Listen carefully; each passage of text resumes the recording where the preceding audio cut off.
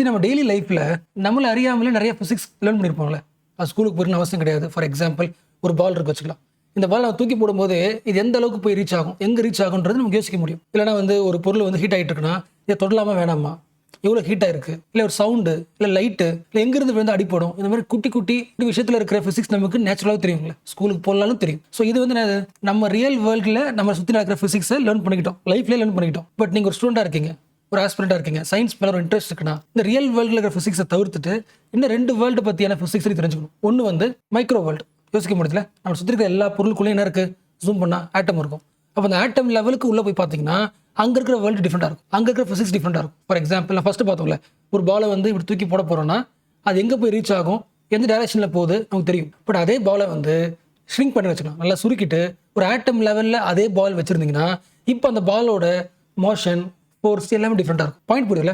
Real வேர்ல்டில் இருக்கிற physics இருக்கிற ரூல்ஸ் இருக்குல்ல, எந்த ரூல்ஸுமே மைக்ரோ வேர்ல்டில், அட்டாமிக் வேர்ல்டில் இருக்காது, டிஃப்ரெண்டாக இருக்குது. அப்போ அந்த மைக்ரோ வேர்ல்டில் நடக்கிற ஃபிசிக்ஸ் இருக்குல்ல, அதுக்கு பேர் இருக்கிறாங்க குவாண்டம் மெக்கானிக்ஸ் சொல்லலாம், இல்லை quantum physics. But what is the point? Real life வேர்ல்டில் இருக்கிற ஃபிசிக்ஸ் ரூல்ஸ் எதுவுமே இதில் அப்ளை ஆகல, மைக்ரோ வேர்ல்டுக்குள்ளே, குவாண்டம் வேர்ல்டுக்குள்ளே அப்ளை ஆகல. அங்கே இருக்கிற மெக்கானிக்ஸ் டிஃப்ரெண்டாக இருக்குது. அதனை பார்த்தோம். என்கிட்ட ஒரு பால் இருக்குது, அது தூக்கி போடுறேன், இந்த டேரக்ஷனில் போக உங்களுக்கு தெரியும். பட் அதே பால் மைக்ரோ லெவலில் இருந்துச்சுன்னா நீங்கள் தூக்கி போட்டிங்கன்னா, அட்டாமிக் வேர்ல்டில் தூக்கி போட்டிங்கன்னா அது எல்லா பக்கம் மூவ் ஆகும். ஸோ சயின்டிஸ்ட் என்ன பண்ணுறாங்க, ஆச்சரியப்படுறாங்க, எப்படி ஒரு பொருள் எப்படி ஒரு பார்ட்டிகல் ஒரே டைமில் எல்லா இடத்துலையும் மூவ் ஆகுது. ஃபார் எக்ஸாம்பிள், இப்போ இந்த பொருள் இந்த இடத்துல இருக்குன்னா அதோட பொசிஷன் இந்த இடம் தான். பட் குவாண்டம் வேர்ல்டில் ஒரு பொருள் எங்கே இருக்குன்னா இதே மாதிரி இந்த இடத்துல இருக்கு. ஒரே பொருள் ஒரே டைமில் 2 இடத்துல இருக்க முடியும், பட் இருக்குது. நீங்கள் ஆட்டம்குள்ளே போய் பார்த்தீங்கன்னா எலக்ட்ரான் இருக்குல்ல, எலக்ட்ரான் ஒரே டைமில் 2 இடத்துல இருக்கு. எப்படி possibility? Superimposition. So quantum வேர்ல்டை அப்சர்வ் பண்ணும்போது கண்டுபிடிச்சிருக்காங்க. குவாண்டம் வேர்ல்டுக்குள்ள ஒரு பார்ட்டிகளோட பொசிஷன் ஒரே இடத்துல இருக்காது, பொசிஷன் ஒரே இடத்துல இருக்காது, சூப்பர் இம்போஸ் ஆகும்.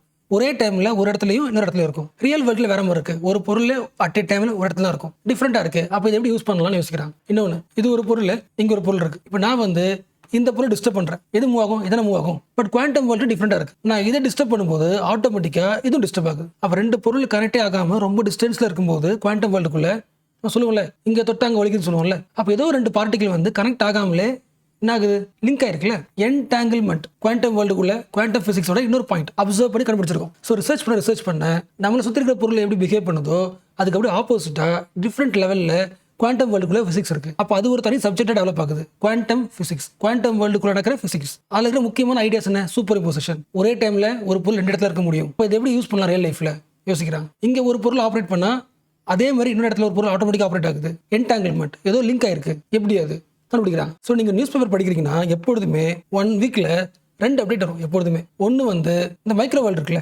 Quantum physics. குவாண்டம் ஃபிசிக்ஸில் என்ன பண்ணிட்டு இருக்கோம், அந்த அப்டேஷன் வந்துகிட்டே இருக்கும். இது ஒரு வேர்ல்டு. அண்ட் இன்னொரு வேர்ல்டை பற்றியும் நியூஸில் வந்துட்டே இருக்கும். அது என்ன வேர்ல்டு? நம்மளை விட்டு வெளியே இருக்கிற வேர்ல்டு, ஸ்பேஸ் வேர்ல்டு சொல்லலாமா? சரி, டிஃப்ரென்ஸ் புரியுதா? நம்ம வாடுறது ரியல் வேர்ல்டு, நம்ம கண்ணுக்கு தெரியுது.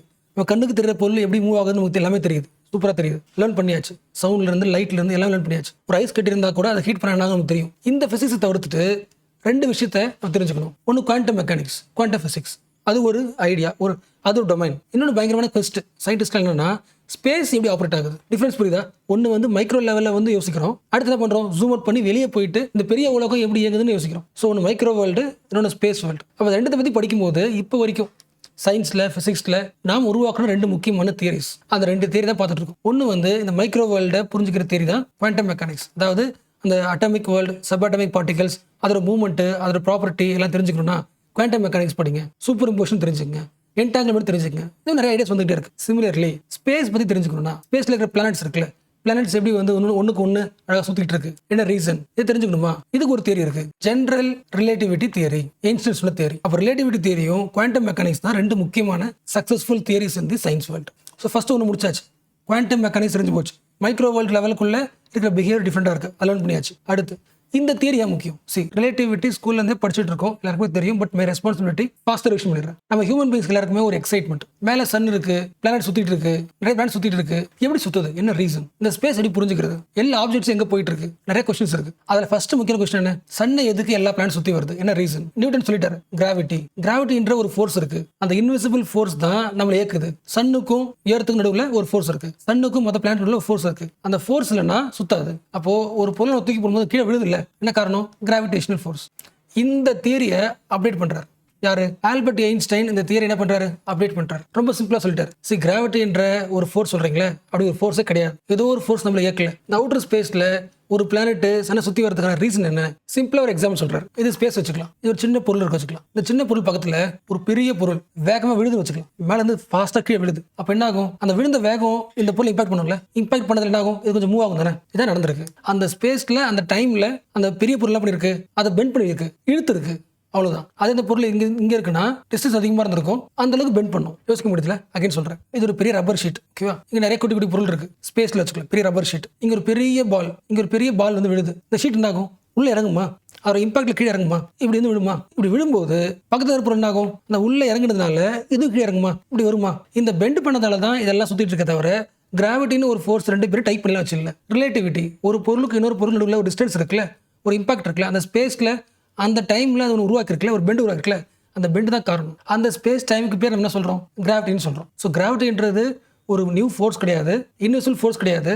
அந்த ஸ்பேஸ் டைமில் ஒரு பெண்ட் ஆகுதுல்ல, that is force, that is gravity. இந்த வீடியோ பாருங்களேன், இது பார்க்க தெரியும், சன்னை சுற்றி வர மாதிரி தெரியுதுல்ல, பட் அதுக்குள்ள இருக்க ஃபோர்ஸ் என்னது? அந்த ஒரு டைமில் அந்த சன் வந்து ஒரு வேகம் மூவ் ஆகிட்டு இருக்குல்ல, அது மூவ் ஆகிட்டு ஆகிட்டு இருக்கு. அந்த மூவ் ஆகும்போது ஒரு பெண்டு உருவாகுதுல்ல, அந்த பெண்டு உருவாகிறதுனால எல்லாம் டிஸ்டர்ப் ஆகுது, சுற்றி வருது. ஓரளவுக்கு ஓகே இல்லை? இல்லைன்னா இந்த இமேஜ் பாருங்க, இது புரியுதா பாருங்க. பார்க்க எப்படி தெரியுது நமக்கு, பட் நமக்கு என்ன தெரியலன்னா அந்த ரப்பர் ஷீட் தெரியல. அப்போ அந்த பெரிய ஒன்று எல்லாம் மூவ் ஆகிட்டு இருக்குல்ல, ஃபாஸ்ட்டாக மூவ் ஆகும்போது ஆட்டோமேட்டிக்காக என்ன உருவாகுது? அந்த பெண்டு உருவாகுது. அந்த பெண்டில் மற்றெல்லாம் என்ன ஆகுது? தத்தளிக்குது. அந்த மூவ்மெண்ட்ல உங்களுக்கு சுற்றி வருது, அழகாக தெரியுதுன்னு சொல்கிறாங்க. ஓகேல? ஓகே தானே? ஸோ அந்த பெரிய ஆப்ஜெக்டோட இம்பாக்ட்னால அந்த பெண்டில் மாட்டிக்கிச்சு. அந்த பெண்டில் மாட்டுறதுனால சுற்றி அதில் வந்துட்டு இருக்கு. அப்போ அந்த ஸ்பேஸில் அந்த டைம் இருக்கிற வரைக்கும் சுற்றிட்டு இருக்கும். கரெக்டாக அதை 3D பார்த்தா இப்படி இருக்கும். அந்த ஷீட்டில் மாட்டினதுனால அந்த பெரிய பொருளுக்கு நடுவில் சுற்றிக்கிட்டே இருக்கு. ஸோ இது கிராவிட்டின்றது ஒரு இன்விசிபிள் ஃபோர்ஸ் கிடையாது, அந்த ஸ்பேஸ் டைமில் உருவாக்குன பெண்டு தான். இந்த இமேஜ் பாருங்களேன், இது தெரியுதா உங்களுக்கு? ஸோ இப்போ பேசுனது இதுதான், இந்த சர்க்கிள் தான் சொல்கிறோம். அந்த பெண்ட் இருக்குல்ல, அதுதான் கிராவிட்டின்னு சொல்கிறோம். ஓகேல? So what is the conclusion? நம்ம ரியல் வேர்ல்டில் ஒரு ஃபிசிக்ஸ் இருக்கு, ஸ்பேஸ் லெவலில் ஒரு ஃபார்முலா இருக்கு, ரிலேட்டிவிட்டி. அது வந்து ஸ்பேஸ் டைம் பற்றி பேசுதா, அந்த கர்வ் பெண்டை பற்றி பேசுதா. அண்ட் இது மேக்ரோ லெவலில், வெளி லெவலில்.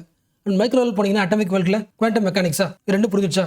இது ரெண்டு தான் முக்கியமான தியரிஸ். இந்த விஷயத்தை நம்ம ஏன் பார்க்குறோம்னா, இப்போ அடுத்து யோசிங்களேன், மைக்ரோ வேர்ல்டு இருக்கு, மேலே ஸ்பேஸில் பெரிய வேர்ல்டு இருக்கு. கரெக்டாக நிறைய ஸ்டார்ஸ், பெரிய கேலக்ஸி எல்லாம் பெருசாக போயிட்டே இருக்கு, விரிஞ்சு போயிட்டே இருக்கு. நம்ம ஜியோகிராஃபியில் படிச்சிருப்போம்ல, இது அப்படியே ஃபிளாஷ்பேக்ல ரிவர்ஸ்ல வந்தனா இந்த ஸ்பேஸ் இப்படி உருவாச்சு படிச்சிருப்போம்ல. பிக் பேங் தியரி படிச்சிருப்போம் இருக்கா? ஒரு சின்ன ஒரு மைக்ரோ ஆட்டம் இருக்கு, பிரைம் மாடல் ஆட்டம், அது வெடிக்குது. அந்த வெடிச்சதுல இருந்தா என்ன ஆகுது? இவ்வளவு பெருசுலாம் உருவாயிருக்குன்னு படிச்சிருக்கோம்ல, என்ன படிச்சிருக்கோம்? அப்போ ஃபிளாஷ்பேக்ல ரிவர்ஸ்ல என்ன ஆகும்? எல்லா ஸ்பேஸ்ல எல்லா கேலக்ஸி ஆகும். ரிவர்ஸ்ல அப்படியே வந்தா என்ன ஆகும்? இதெல்லாம் ஒரு கேலக்ஸின்னு வச்சுக்கலாம். ரிவர்ஸ்ல அப்படியே வந்தா ஒரு ஆட்டம்ல வந்து முடியுமா? மைக்ரோ ஆட்டமா? அப்போ நான் பார்க்குற கேலக்ஸி, சன்னு எல்லாமே ஒரு மைக்ரோ ஆட்டம்குள்ள தான் வந்திருக்குன்னா, மைக்ரோ ஆட்டம்குள்ள ஒரு குவாண்டம் மெக்கானிக்ஸ் இருக்குன்னா, இப்போ ஸ்பேஸ் இருக்குல்ல, அந்த ஸ்பேஸ்ல ஒரு பெரிய ஆப்ஜெக்ட், சின்ன ஆப்ஜெக்ட் நடுவில் அந்த கர்வ் பெண்டு பார்த்தோம்ல, ஸ்பேஸ் டைமுக்கு ஒரு பெண்டு பார்த்தோம்ல, தட் இஸ் கால்ட் கிராவிட்டி. பார்த்தோமா? அந்த கிராவிட்டியை ஜூம் அனலைஸ் பண்ணி பார்த்தோன்னா, அந்த ஒரு இம்பாக்ட் இருக்குல்ல, அந்த இம்பாக்ட் பகுதியை அட்டாமிக் லெவலில் ஜூம் பண்ணி பார்த்தா அதுக்குள்ள குவாண்டம் மெக்கானிக்ஸ் இருக்கா இல்லை வேற மாதிரி இருக்கான்னு செக் பண்ணுறாங்க. ஸோ மைக்ரோ லெவலில்